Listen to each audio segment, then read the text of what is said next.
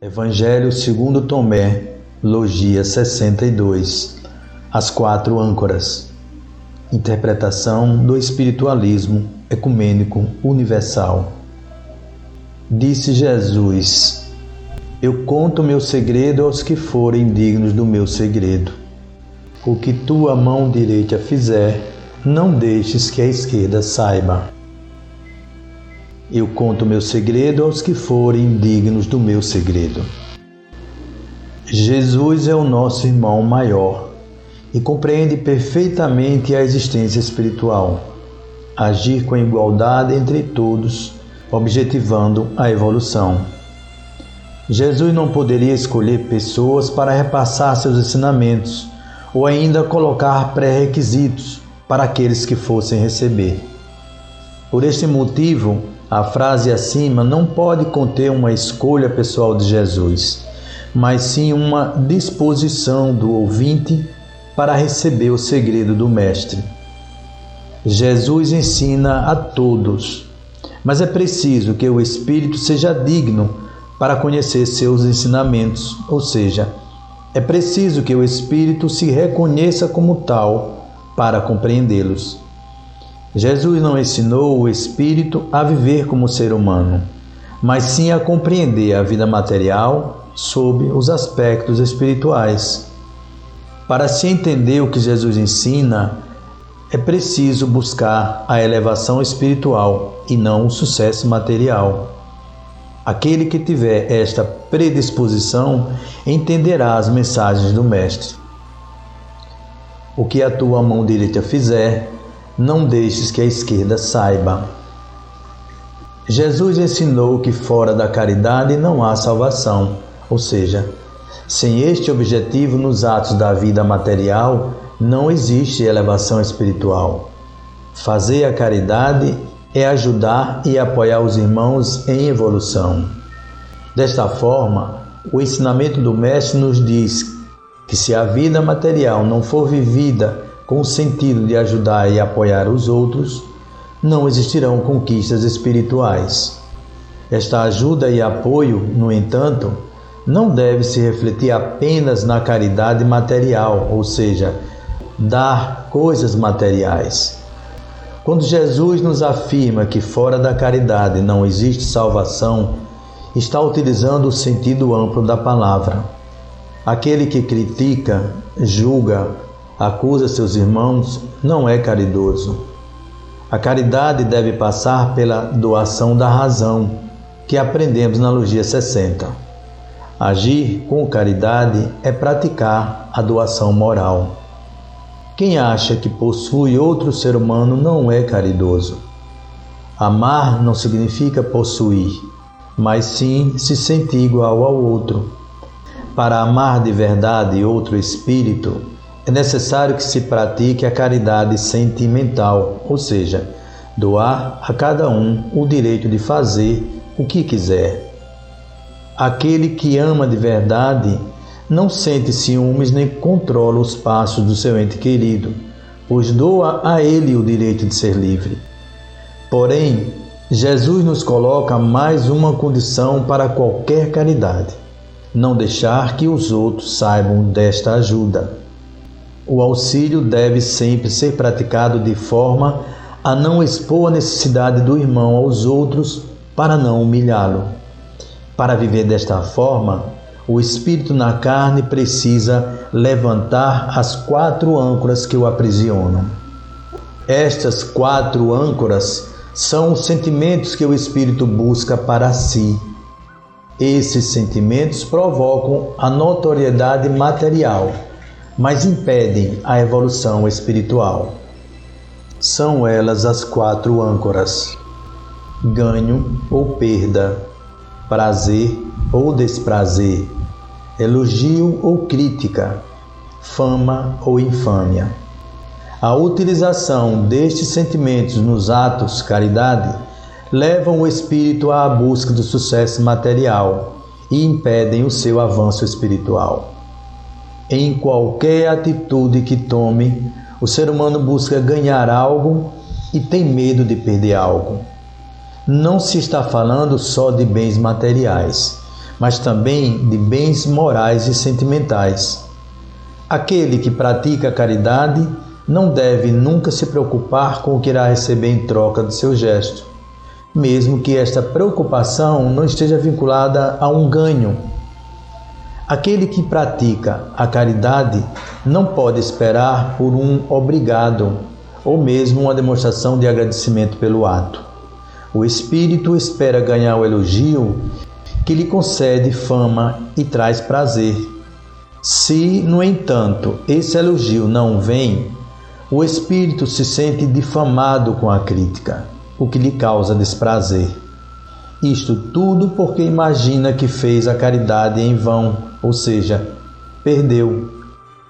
Quem se preocupa com a reação do irmão que está sendo ajudado é porque não compreende que Deus a tudo vê. Aquele que reconhece a presença de Deus constantemente não precisa receber elogios na vida material, pois sabe que estará recebendo na espiritual. Esperar receber qualquer coisa em troca, elogio, para poder sentir-se feliz, ter prazer, é buscar o sucesso material, fama, e não o espiritual. Ganho ou perda. O sentimento de ganhar algo vem da necessidade que o ser humano tem de possuir as coisas. Apenas aquilo que o ser humano consegue captar com os sentidos do corpo, ver, ouvir, pegar e sentir sabor e cheiro, é que tem valia para ele. Isto é possuir as coisas. Quem age assim não compreende que já é dono de tudo, pois é filho do dono. É a herança que o pai concede ao filho que determina que ele já é o dono de tudo. O espírito, dentro da evolução, provas e expiações, maioria dos encarnados e desencarnados do planeta Terra, precisa aprender o ofício para que o pai possa lhe conceder o direito de comandar a propriedade. Quando aprender corretamente, não mais o espírito tentará fazer sozinho, mas sempre perguntará ao pai como fazer, ou seja, buscará a sua vontade. Foi o que nos ensinou Paulo na carta aos Gálatas. Quero dizer o seguinte: o filho que vai herdar a propriedade do pai é tratado como empregado enquanto é menor de idade, ainda que seja de fato o dono de tudo. Enquanto é menor, há pessoas que cuidam dele e dirigem os seus negócios até o tempo determinado pelo pai. Assim também nós, antes de ficarmos adultos espiritualmente, fomos escravos dos poderes espirituais que dominam o mundo. Capítulo 4, versículo 1. A posse de bens materiais, morais ou sentimentais é dada ao espírito em evolução como prova para que ele aceite os ensinamentos do Pai, ou seja, não queira comandar o seu próprio destino. O medo de perder ou a busca por possuir é feita por aquele que não sabe que está aprendendo com o Pai a viver ofício espiritualmente. Precisa possuir para satisfazer-se. Prazer ou desprazer.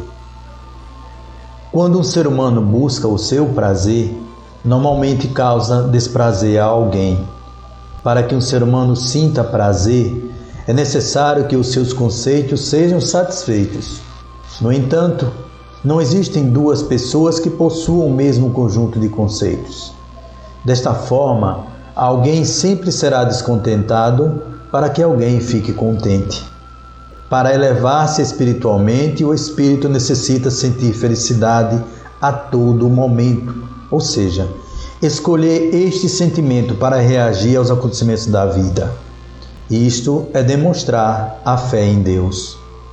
Aquele que busca a sua satisfação ou tem medo de ser insatisfeito, não reconhece Deus como causa primária das coisas, ou seja, não o ama acima de todas as coisas.